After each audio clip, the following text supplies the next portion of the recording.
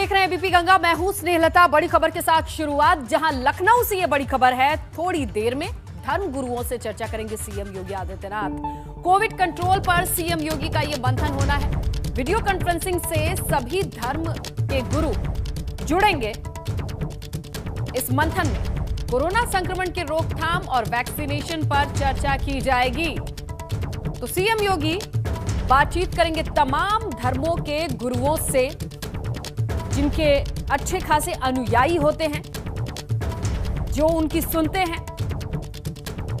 तो ऐसे में कोरोना संक्रमण पर काबू पाने के लिए ऐसे धर्म गुरुओं से भी कॉन्फ्रेंसिंग के जरिए बातचीत करेंगे सीएम योगी आदित्यनाथ, और कोशिश होगी कि वैक्सीनेशन और कोरोना संक्रमण की रोकथाम पर क्या चर्चा की जा सकती है। बेहद अहम है, जहां तमाम धर्मों के अनुयायी होते हैं बहुत सारे। क्या पता उनका सीधा संवाद लोगों पर असर डाले।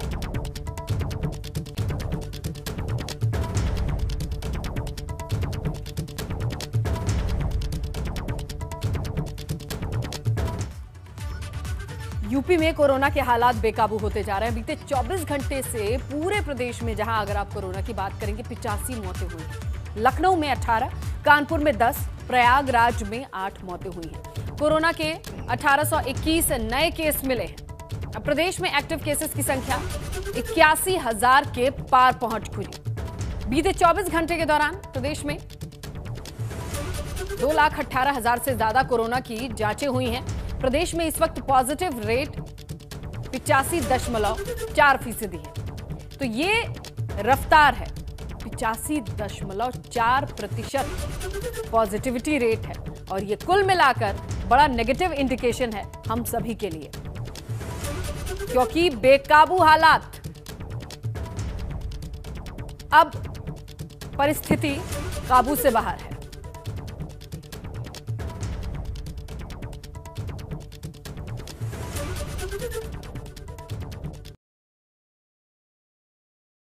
हजार 21 नए मामले सामने आए हैं। इसी अवधि में डिस्चार्ज होने वालों की संख्या 3,474 है। इस समय एक्टिव इन्फेक्शन के केसेस की संख्या 95,980 है। संक्रमण के प्रारंभ से अब तक 6,18,293 व्यक्ति संक्रमण मुक्त होकर डिस्चार्ज किए जा चुके हैं। कोविड संक्रमित व्यक्तियों में से अब तक कुल 9,309 लोगों की मृत्यु हुई है। कल प्रदेश में 2,18,965 सैंपल्स की जांच की गई, और इनमें से 97,000 से अधिक जांचें RT-PCR के माध्यम से की गई। आज माननीय मुख्यमंत्री जी ने सुबह बैठक में सभी संबंधित विभागों और अधिकारियों को निर्देशित भी किया है कि प्रदेश में RT-PCR टेस्ट की संख्या बढ़ाई जाए। RT-PCR जो जैसे कुल टेस्ट लगभग 2 लाख से आसपास हो रहे हैं, उनमें से लगभग 97,000, लगभग 1 लाख RT-PCR टेस्ट हुए हैं। तो इसकी क्षमता को बढ़ाकर 1.5 लाख RT-PCR टेस्ट प्रतिदिन करने के उन्होंने निर्देश दिए, और इस पर तेज़ी से काम भी चल रहा है। साथ ही साथ बेड्स की संख्या, विशेषकर 4 ऐसे जनपदों में जहां से संख्या मरीजों की बढ़ रही है, कानपुर, वाराणसी, प्रयागराज और लखनऊ, अतिरिक्त बेड की संख्या उन्होंने बढ़ाने के भी निर्देश दिए, और बेड की संख्या बढ़नी शुरू हो गई है। जाहिर है कि देश में कोरोना एक बार फिर कहर बरपा रहा है। आंकड़े दिन प्रतिदिन भयानक होते जा रहे हैं, लेकिन कई जगह कोरोना की जांच या तो कम हो रही है, अगर हो भी रहे हैं तो रिपोर्ट आने में वक्त लग रहा है, देरी हो रही है। नोएडा में कोरोना की जांच की रिपोर्ट में देरी के कारण लोग बेहद परेशान हो रहे हैं। हमने लोगों से बातचीत की तो पता चला कि लोग अस्पताल और लैब के रवैये से कोरोना की जांच रिपोर्ट से बेहद खफा हैं। नोएडा जिला अस्पताल में पहुंचे मरीजों के परिजनों का कहना है कि लोगों ने मरीजों का टेस्ट जो 3-4 या 4-5 दिन पहले कराया था, लेकिन रिपोर्ट अभी तक नहीं आई है। वहीं जिला मुख्य चिकित्सा अधिकारी की माने तो कोरोना संक्रमित मरीजों की रिपोर्ट 24 घंटे के भीतर दी जा रही है, लेकिन उनके पास लेट रिपोर्ट मिलने की कोई सूचना है ही नहीं। तो ये विरोधाभास है और परेशान हैं लोग। अपनी वाइफ का टेस्ट करवाने आया था, तो अभी तक रिपोर्ट नहीं मिली है। और जो उनने जब फार्म भरा था तो उनमें मेरा मोबाइल नंबर नहीं डाला, तो वो रिपोर्ट नहीं आ रही है। बोला अभी आएगा 1 हफ्ते बाद ही बात। बोला बंगाल का भी बंद है, मैं बंगाल का हूँ, तो ये नहीं पता बंद कर दिया कि नहीं कर दिया। मिली बारों को इनसे कुछ काम होने जा, नंबर डाल दे रहे गलत ही नंबर बता रहे हैं, और यहाँ पे आने कोई रिस्पांस नहीं है, ना कोई अच्छे से देख रहा है ना कुछ बात कर रहा है। इनसे आके कुछ कह रहे हैं तो कह रहे हैं वहाँ जाओ, बस भेजे पड़े हैं यहाँ। और यहाँ फिर अभी क्या कहते हैं 2 दिन पहले मैं फिर आया था, तो क्या कहते हैं यहाँ पे कल शाम में आ रखा था मैं, तो क्या कहते हैं 2-3 बंदे यहाँ पे खड़े हुए थे, पॉजिटिव थे वो। उन्होंने कहा था कि दवाई वही चाहिए, तो कह रहे हैं कि बाहर से जाके ले लो। यहाँ पे कुछ 2-3 जने स्टाफ बैठे हुए थे, तो उन्होंने कहा कि दवाई तो मिलेगी नहीं, हम पॉजिटिव हैं, ना ट्रैवल कर सकते हैं। कह रहे चले जाओ, क्या दिक्कत है, कैसे पता लग रहा है कौन पॉजिटिव कौन नेगेटिव। हमें ऐसी कोई परेशानी नहीं है, रिपोर्ट विदिन 24 आवर आ रही है। और जगह की बात होगी, यहाँ कुछ नहीं है। कल जिला अस्पताल में भी लगातार लोग राउंड काट रहे हैं, 4-5 दिन से उनकी रिपोर्टें नहीं आ रही हैं। ऐसा कोई नहीं है, कहीं भी ऐसी नहीं है, कहीं कोई सूचना ही नहीं है हमारे पास। सर जिले में एक और है कि अस्पतालों में जो निजी अस्पताल है वहाँ पे बेड खाली नहीं है, कोविड-19 के जो मरीज जा रहे हैं। देखिए आज की तारीख में हमारे यहाँ करीब 42% ही भरा हुआ है, बाकी सब खाली है। लेकिन आज हमने ये कल ये आदेश जारी कर दिया कि 50% निजी अस्पताल के बेड नोएडा के लिए रिजर्व रखे जाएंगे। अब हम आपको कानपुर देहात में हुई लापरवाही की तस्वीरें दिखाते हैं, जहां राज्य मंत्री अजित पाल की मौजूदगी में न सिर्फ कोविड गाइडलाइंस की धज्जियां उड़ी, बल्कि आदर्श आचार संहिता के नियम को भी ताक पर रख दिया गया। दरअसल यहां सिटमरा जिला पंचायत से बीजेपी प्रत्याशी विवेक द्विवेदी और राज्य मंत्री गाजे बाजे के साथ रोड शो निकालते हुए नामांकन करने पहुंचे, लेकिन अब एडीएम प्रशासन ने कार्रवाई की बात कही है। देखिए कार्रवाई हो रही है, सभी के लिए सीओ और एसडीएम अकबरपुर को भेजा गया है मौके पर, वो जाकर सबका चेक करके कोविड प्रोटोकॉल को इन्फोर्स करा रहे हैं। रिटर्निंग ऑफिसर आपको बता पाएंगे कितनी गाड़ियों में परमिशन दी है, क्योंकि रिटर्निंग ऑफिसर को परमिशन देनी होती है। जो बिना परमिशन के आएंगे उनके ऊपर कार्रवाई होगी। चलिए अब आपको लापरवाही की 2 तस्वीरें दिखाते हैं कि कैसे सिद्धार्थनगर और अमरोहा में बेपरवाह लोग हैं। बात करें सिद्धार्थनगर की तो यहाँ शोहरतगढ़ ब्लॉक में पंचायत चुनाव के नामांकन को लेकर भारी भीड़ जुटी, दूर दूर तक सोशल डिस्टेंसिंग का आता पता नहीं। वहीं अमरोहा में स्वास्थ्य विभाग की लापरवाही का अंदाजा इस बात से लगा लीजिए कि बढ़ते संक्रमण के बावजूद अस्पताल के सामने खुले में कोविड की जांच किट फेंकी गई। मैदान में सैकड़ों कोविड किट फेंकने से पहले कतई नहीं सोचा गया कि यहाँ हर रोज 300 से ज्यादा नए मरीज मिल रहे हैं। ये हद है लापरवाही की। वैसे भी मेडिकल वेस्ट इस तरीके से नहीं फेंका जा सकता, और यहाँ पे आज के वक्त में इतने गंभीर मामले पर ऐसी लापरवाही। राजधानी लखनऊ में कोरोना से खौफनाक हालात बन चुके हैं। समझिए कैसे कि बैकुंठ धाम के बाद अब ऐशबाग के कब्रिस्तान में बुरा हाल है। ऐशबाग के कब्रिस्तान में शवों की संख्या 3 गुना हर रोज बढ़ रही है और लगभग 20 शव पहुंच रहे हैं कब्रिस्तान में। लखनऊ में कोरोना का प्रकोप जारी है। शमशान घाट से लेकर कब्रिस्तान तक इसका असर देखा जा रहा है। राजधानी लखनऊ के ऐशबाग स्थित सबसे बड़े कब्रिस्तान के हालात बड़े बुरे हैं। आमतौर पर जहां 6 से 8 शव रोज आया करते थे, अब इनकी संख्या 3 गुना से अधिक है। सुबह से देर रात तक शवों को दफनाने का सिलसिला चल रहा है। अब शव बढ़ने से कब्र खोदने वालों की संख्या भी बढ़ाई गई है। कोरोना के कहर से जहां शमशान घाट में जगह नहीं बची है, वहीं कब्रिस्तान में भी स्थान कम पड़ गया है। हम इस समय शहर के सबसे बड़े ऐशबाग कब्रिस्तान में खड़े हैं, जहां पर शवों के आने का सिलसिला लगातार जारी है। और चिंताजनक बात यह है कि 1 अप्रैल से आज 13 अप्रैल तक इस कब्रिस्तान में 230 शव आ चुके हैं। 230 शवों का जो दफनाने का प्रक्रिया होती है, जो रीति रिवाज होते हैं, वो किए जा रहे हैं। हमारे साथ इस समय ऐशबाग कब्रिस्तान की देखरेख करने वाले अब्दुल मतीन हैं। हम उनसे पूछेंगे कि यहाँ पर शवों के दफनाने के क्या इंतज़ाम है और कितनी तेज़ी से संख्या बढ़ रही है। मतीन साहब, क्या इंतज़ाम है यहाँ कब्रिस्तान में? इंतज़ाम पूरा है। जिस तरह के पहले आदमी कम थे खोदने वाले, अब हमने आदमी बढ़ा दिए हैं और अल्लाह का शुक्र है कि यहाँ से कोई आदमी वापस नहीं जा रहा है। जितने भी आ रहे हैं हम लोग रात दिन एक किए हुए हैं यहाँ, और शवों को बिल्कुल मुस्लिम रीति रिवाज से पूरे उससे जनाजे की नमाज के साथ सब पढ़ा उड़ा करके कायदे से दफन कर रहे हैं, कोई अफरा तफरी ज़्यादा नहीं मच रही है।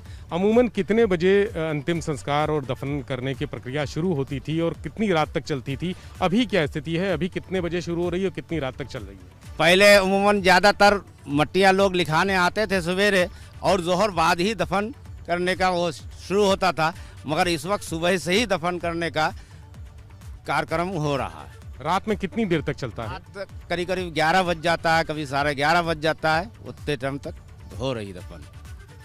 अब्दुल मतीन साहब बता रहे हैं कि दिन भर ये प्रक्रिया चल रही है। अपील करता हूं मैं एबीपी गंगा के दर्शकों को कि कोरोना जो वायरस है वो किसी का दोस्त नहीं है, चाहे हिंदू हो, मुसलमान हो, छोटा हो, बड़ा हो, अमीर हो या गरीब हो, सभी को अपनी चपेट में ले रहा है। इसलिए मास्क लगाएं और 2 गज की दूरी बनाए रखें, अपनी सुरक्षा करें और दूसरों की भी सुरक्षा करें। कैमरामैन राजू के साथ विवेक त्रिपाठी, एबीपी गंगा, लखनऊ। तो वैकुंठ धाम हो या ऐशबाग, दोनों की तस्वीरें आपने देख ली और समझ सकते हैं कि यूपी में कोरोना से हालत कितनी बिगड़ चुकी है। सबसे ज्यादा बुरा हाल लखनऊ का ही है। इससे लड़ने के लिए और क्या इंतजाम किया गया है? कैसे यूपी में महामारी को कंट्रोल किया जाएगा? क्या है सरकार के इंतजामात? सुनिए डिप्टी सीएम दिनेश शर्मा से। मंत्री जी 24 घंटे इन व्यवस्थाओं को सुदृढ़ करने में स्वयं लगे हुए हैं। उन्होंने पहले हमारी राज्यपाल जी ने सारे राजनीतिक दलों के साथ में बैठकर, अधिकारियों के साथ में बैठकर, हम लोगों के साथ में बैठकर इसकी चर्चा की। माननीय मुख्यमंत्री जी के साथ में तमाम नियोजन किए। उसके बाद मुख्यमंत्री जी ने सारे मंत्रियों के साथ में बैठ के, सारे अधिकारियों के साथ में अलग से बैठ के, और उसके बाद सारे नगर पालिका अध्यक्ष, सारे महापौर उनके साथ में बैठ कर के क्या व्यवस्थाएं करनी चाहिए। उसके बाद सारे मंत्री जो प्रभारी हैं अलग अलग जिलों के, उनके साथ में बैठकर कि किस प्रकार से करें। फिर सारे चिकित्सालयों के जो प्रमुख हैं उनके साथ जुड़कर उन्होंने वेब कॉन्फ्रेंस के माध्यम से भी दिशा निर्देश जारी किए, सारे जिला प्रशासन को दिशा निर्देश जारी किए।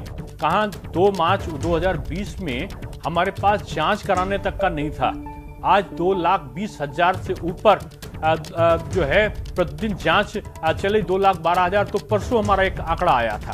तो इसको हम लोगों ने बढ़ाया है, जांच के केंद्र को हमने सैनिटाइजेशन को बढ़ाया है। हमने जो बाहर से आने वाले श्रमिक हैं उनकी स्कैनिंग का प्रोसेस को और अधिक तीव्र किया है। क्वारंटाइन करने के लिए अलग से क्षेत्रों का निर्धारण हमने किया है। आज 6 करोड़ और 70 लाख से ऊपर हमारे जो ये जांच है वो हो चुकी है। और अगर देखा जाए तो 90 लाख के आसपास लोगों का वैक्सीनेशन हम कर चुके हैं। लखनऊ का जो आप संदर्भ ले रहे हैं, लखनऊ में उन्होंने स्वयं से, माननीय मुख्यमंत्री जी ने इसको मॉनिटर करके इसकी व्यवस्थाओं को बढ़ाया है। आज TS मिश्रा हॉस्पिटल में, हिंद हॉस्पिटल में, आपका मेयो हॉस्पिटल में, आपका एरा मेडिकल कॉलेज में, चंदन में, तमाम जो मेडिकल कॉलेज प्राइवेट थे उनको भी सरकार ने अपने अधिकार क्षेत्र में लेके उनका जो चिकित्सीय सुविधाएं हैं उनका खर्च वहन करते हुए इन व्यवस्थाओं को आगे बढ़ाया है। आज 1.5 लाख से ऊपर जो डेडिकेटेड बेड्स हैं वो उत्तर प्रदेश में काम कर रहे हैं। 4,000 से ऊपर हमारे वेंटिलेटर हैं। 7,000 से ऊपर जो है वो ICU और HDU के जो बेड हैं वो आज काम कर रहे हैं। वहीं लॉकडाउन के डर से अब प्रवासी यूपी लौटने लगे हैं। दूसरे राज्यों से प्रवासी ट्रेन के जरिए लखनऊ पहुंच रहे हैं और फिर अपने घर का रुख कर रहे हैं, जिसकी वजह से बस अड्डों पर भारी भीड़ नजर आ रही है।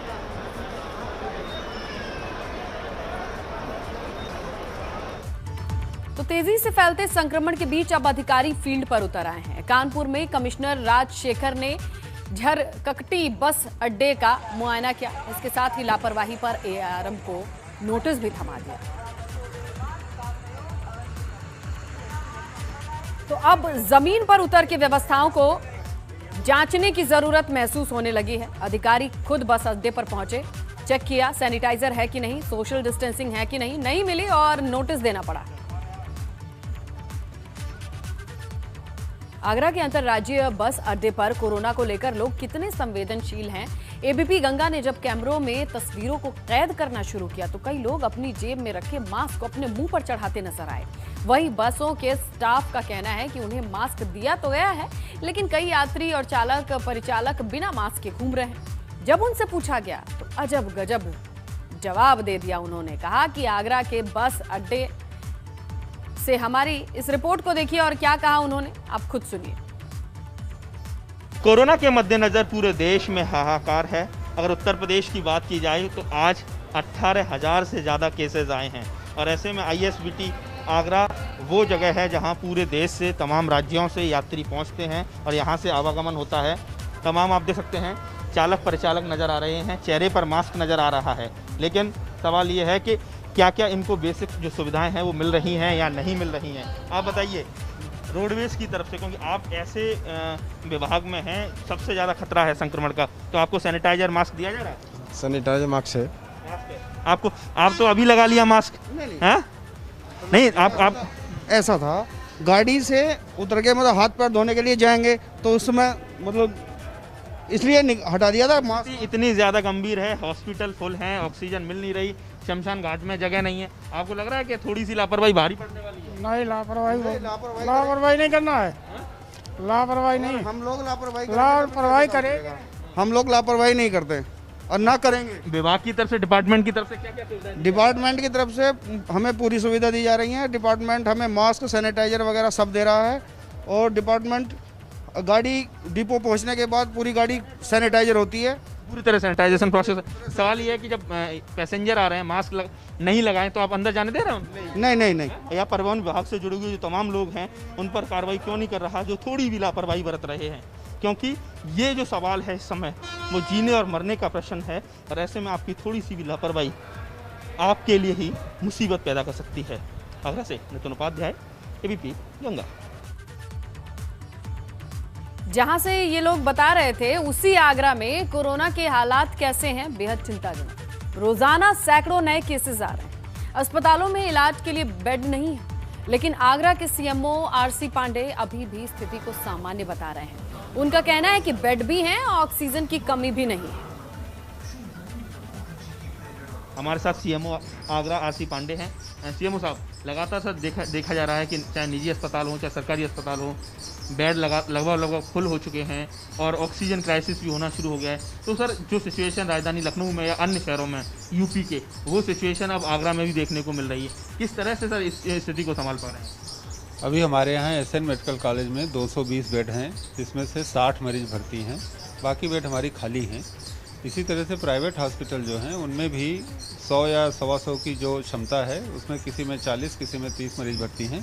तो अभी बेड की इतनी क्राइसिस नहीं हुई है, परंतु हम लोग 3-4 हॉस्पिटल को और इम्पैनल कर ले रहे हैं जिससे कि हमारी बेड की क्षमता और बढ़ जाएगी। इसके साथ साथ SNMC में भी 100 बेड हमने और बढ़ा लिया है और 30 बेड गायनी का भी उसमें जोड़ दे रहे हैं। कॉन्फिडेंस झलक रहा है CMO RC पांडे के चेहरे पर, लेकिन स्थिति बहुत ज़्यादा आगरा में भी कहा जाए इस समय खतरनाक हो चुकी है। करीब 1000 के करीब एक्टिव पेशेंट इस समय बने हुए हैं। तो ऐसे में फर्दर और एडवांस में तैयारियां स्वास्थ्य विभाग लगातार कर रहा है। अब देखना यह है कि किस तरीके से ये चेन तोड़ पाना एक बहुत बड़ी चुनौती है। पूरे उत्तर प्रदेश में लगातार कोरोना संक्रमण की जो केसेज हैं 18,000 से ज़्यादा आज ही आए हैं और ऐसे में स्वास्थ्य विभाग पूरी तरह से एक्टिव है, अलर्ट है। लेकिन अब देखना यह है कि किस तरीके से लोगों को समय से इलाज मिले ताकि कम से कम कैजुअल्टीज हो पाएँ। देश में कोरोना के बढ़ते संक्रमण को लेकर शासन और प्रशासन की अपील पर मुस्लिम धर्म गुरुओं ने मेडिकल कॉलेज में वैक्सीनेशन कराया। इसके बाद सभी धर्म गुरुओं ने सरकार का आभार भी जताया और अपने समाज के लोगों से वैक्सीन लगवाने की अपील की। धर्म गुरुओं ने सरकार के हर फैसले को जनहित में बताया। इस दौरान सभी धर्म गुरुओं ने रमजान के पाक महीने में लोगों से अपील की, कहा कि सरकार द्वारा जारी की गई गाइडलाइंस का पालन करें और सारे पहर की नमाज अपने घरों से ही अदा करें। संदेश ये देंगे कि ये वैक्सीन में कहीं कुछ नहीं, बहुत अच्छा है और कोरोना को मिटाने के लिए हम सभी धर्म गुरुओं ने ये कदम उठाया है और सारे लोगों को मैसेज देना चाहते हैं कि सारे लोग जो है वैक्सीन लगवा करके, और आज DM साहबा के नेतृत्व में, सदारत में हम सभी लोगों ने वैक्सीन लगवाई। देखिए, आप सभी देख रहे हैं कि जनपद में और प्रदेश में कोरोना के पेशेंट जो हैं वो लगातार बढ़ते जा रहे हैं। तो ऐसे में हमारे सामने दोहरी चुनौती है कि एक तरफ लोगों को कोरोना से इन्फेक्टेड होने से बचाएं और दूसरा जो लोग हैं उनका अधिक से अधिक टीकाकरण कराएं। इसी कड़ी में जो हमारे प्रदेश में टीका उत्सव चल रहा है 11 से 14 तारीख तक, उसमें विभिन्न समूहों से, जैसे कि हमने शिक्षकों से भी टीकाकरण करवाने के लिए गुजारिश की, बैंकर्स को भी बुलाया। इसी कड़ी में हमने धर्म गुरुओं को भी आज टीकाकरण के लिए बुलाया और हमारे जनपद के विभिन्न सम्मानीय धर्म गुरुओं ने अपना आज टीका लगवाया है।